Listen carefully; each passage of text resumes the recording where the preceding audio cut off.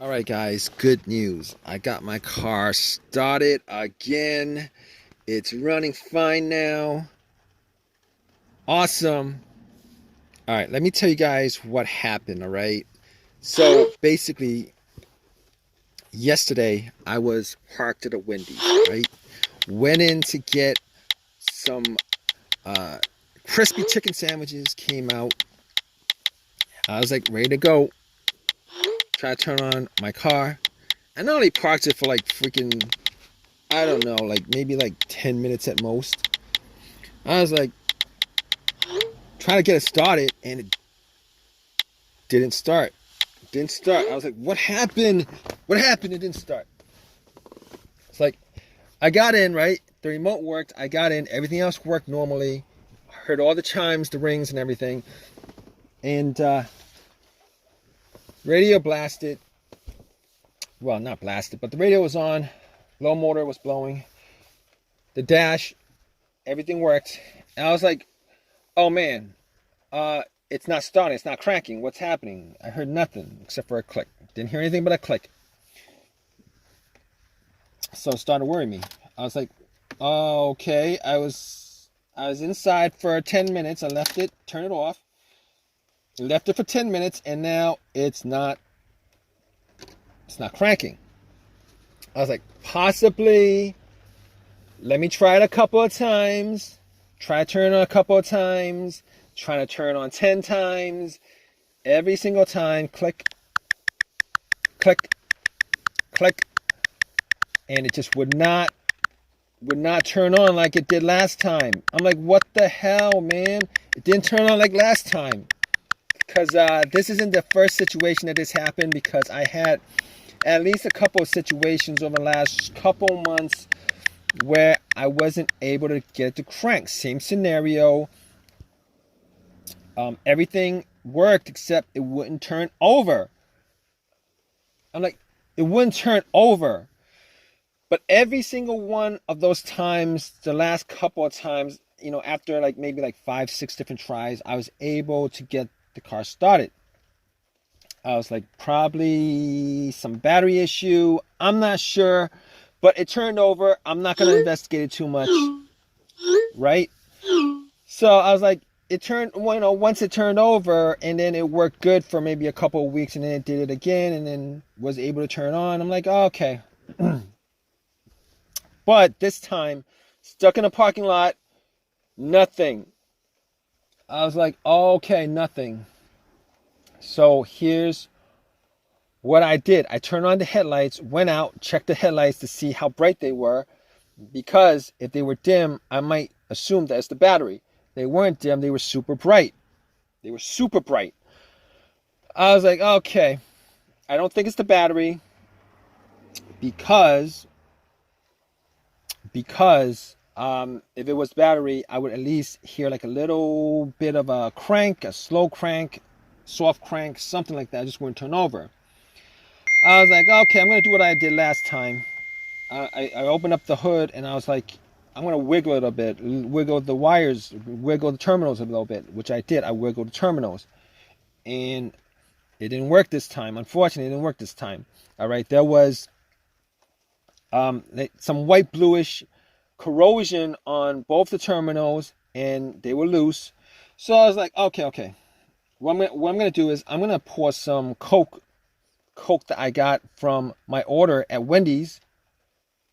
I'm going to pour some Coke on the terminals just to clean it up.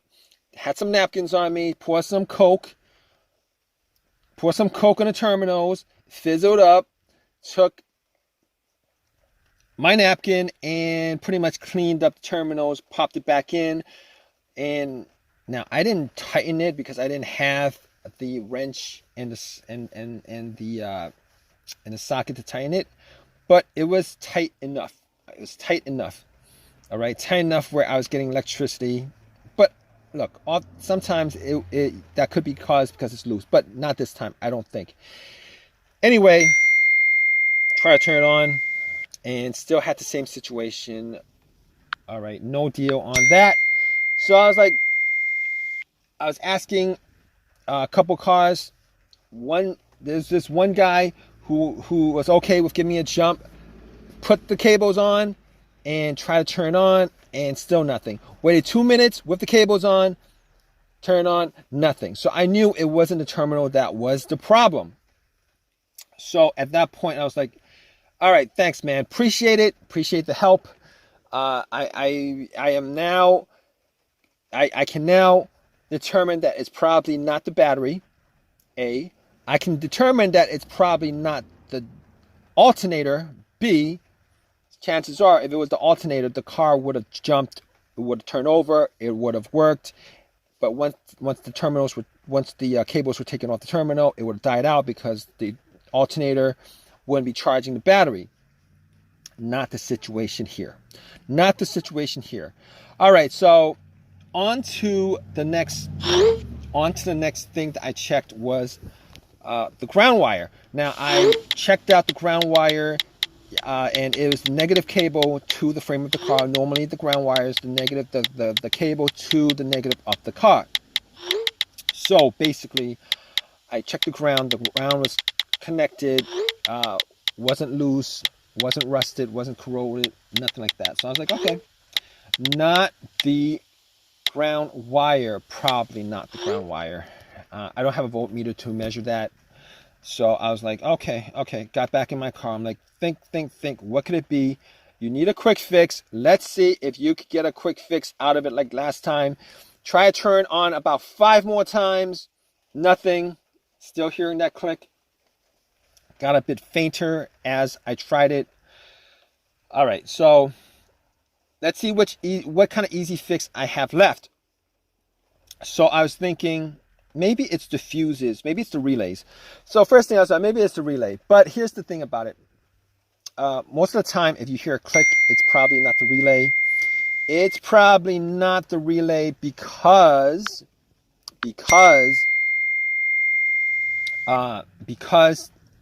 if you hear a click, that means the relay is working. It's actually relaying electricity from the battery to the relay to the alternator. For the most part, it means that it's working. So I had to rule that out.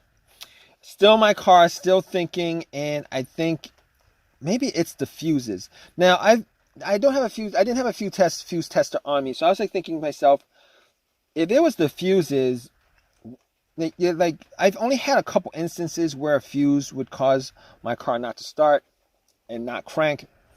One of those situations was had a no start, no crank situation where one of the fuses that was blown was either to the car's computer, the PCM, or to the fuel pump.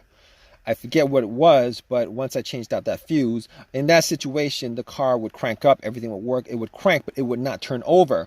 Once I replaced that fuse, it turned over, and it worked normally. All right, this is not the situation, obviously, because I'm not getting a crank at all. Everything else works, but I'm not getting a crank at all.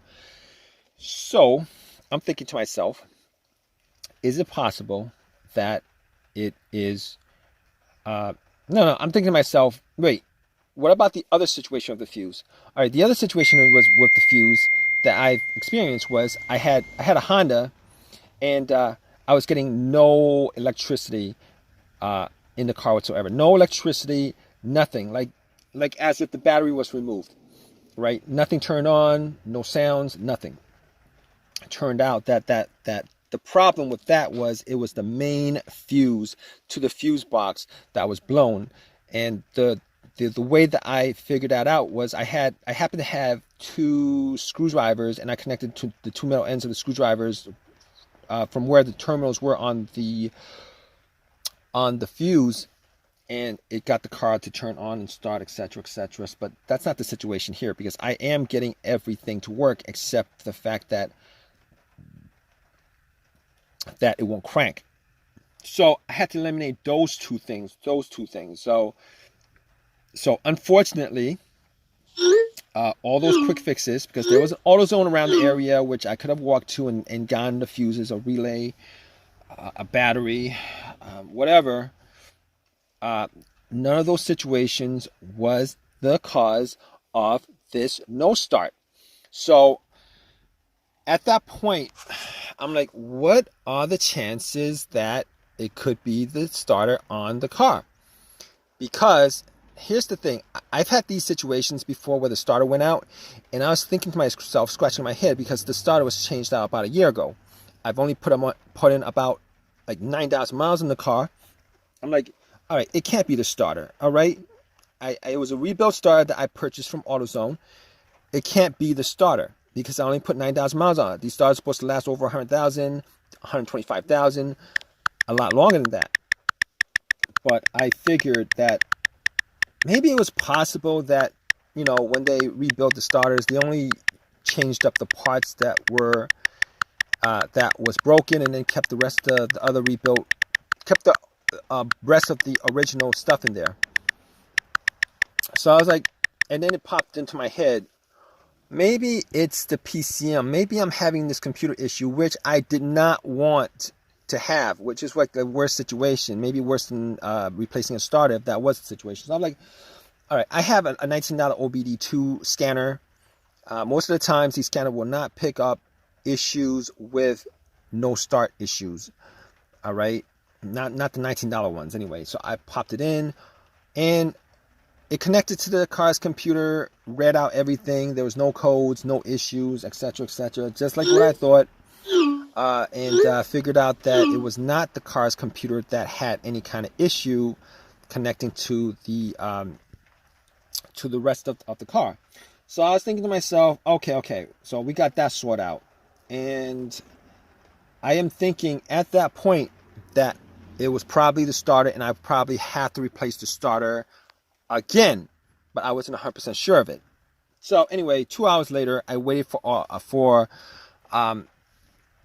AAA to pick my car up. I waited 2 hours for AAA to pick up my car.